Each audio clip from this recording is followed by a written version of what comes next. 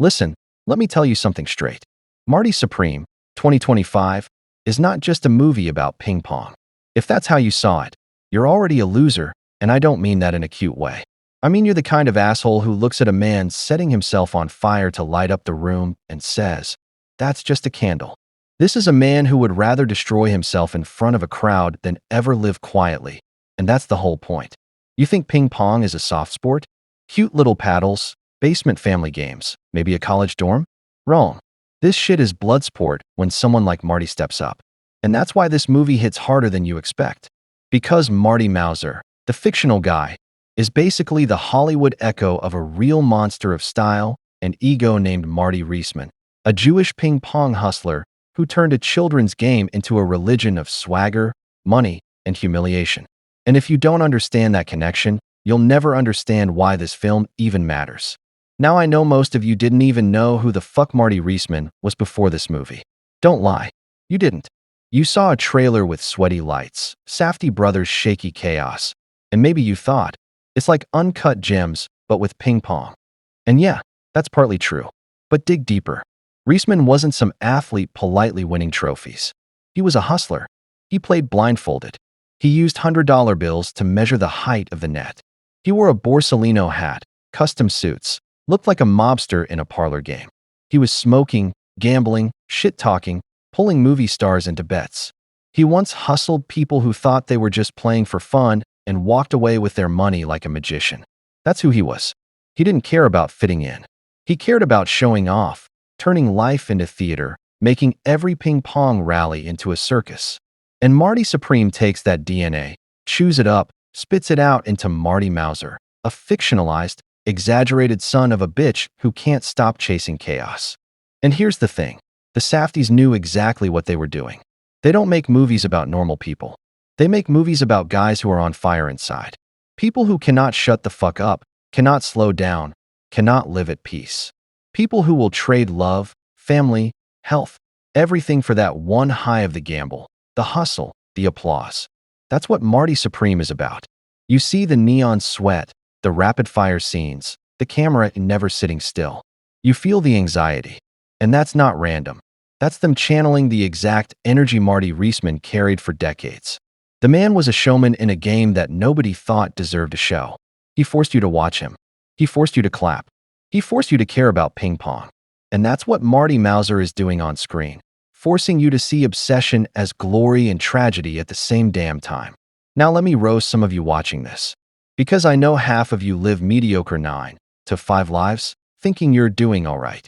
You clock in, you clock out, you play your video games, you scroll TikTok, you clap like a seal when Marvel drops another CGI mess, and you think you're alive. You're not alive. You're background characters in someone else's movie. And that's why you don't get guys like Marty.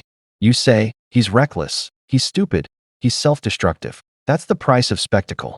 That's the cost of never being forgotten. Marty Reisman's dead, but his ghost still talks louder than you. Because he refused to be quiet. He refused to be normal. He turned a fucking basement game into his empire of ego. And Marty Supreme carries that torch. It spits in the face of mediocrity. And if that offends you, good. Be offended. You deserve it. Let's talk about that style, because if you missed it, you missed the point. The real Marty Reisman was obsessed with style. Always in suits, always in hats, always looking like he just left a high-stakes poker game with Sinatra. He said he played ping pong like a gentleman. He made it an art form, not just a sport. And in the movie, you see the fictional Marty Mauser carrying that same kind of energy, the look, the attitude, the way every swing of the paddle is also a performance. And that's what separates legends from nobodies. Nobodies play to win. Legends play to be remembered. Who gives a fuck if you got a medal if nobody remembers your name? Marty knew that. The Safdies know that. That's why their characters always look like they're burning from the inside.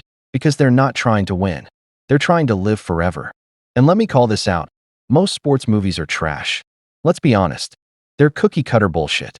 Some underdog rises, plays the big game, wins the trophy, cue the tears.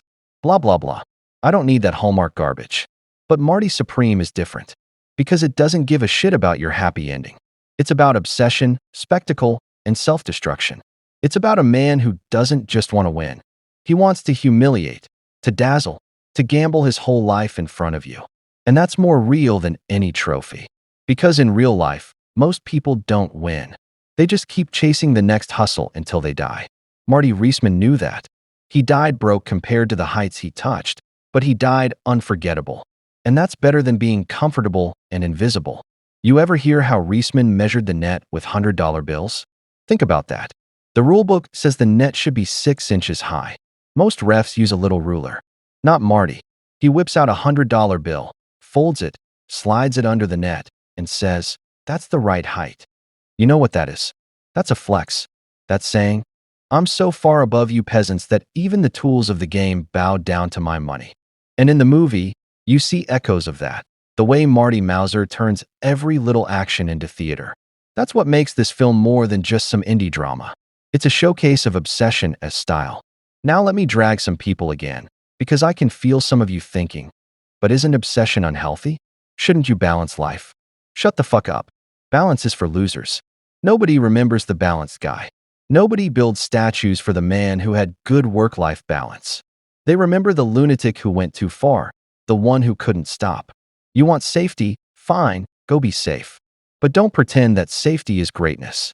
Marty Reisman was obsessed, flamboyant, arrogant, and yeah, self-destructive. But that's why he's a legend. That's why decades later, a whole-ass movie is echoing his ghost. You balance freaks will die, and nobody will remember your names. The Safdie brothers thrive on this exact kind of chaos. Uncut Gems wasn't about diamonds. It was about a man who couldn't stop gambling even when his whole life was collapsing.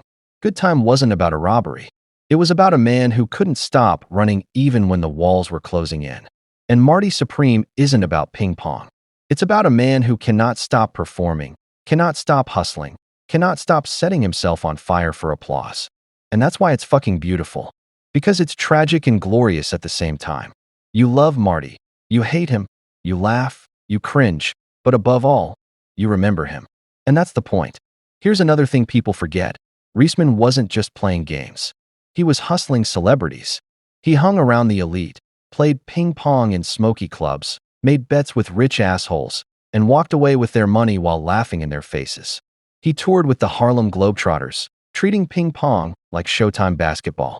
He literally blurred the line between sport and spectacle. And that's what Marty Supreme nails. That blend of real athletic skill with showmanship, so outrageous you can't look away. That's the DNA of this story.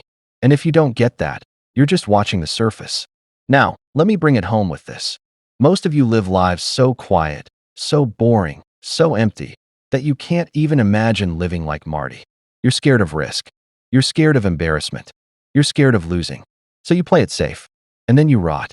Meanwhile, a guy like Marty throws himself into the fire, and even when he loses, he wins, because he was unforgettable. And that's why Marty Supreme, 2025, is more than a movie. It's a mirror. And if you don't like what you see, maybe it's because you realized you're nothing like Marty.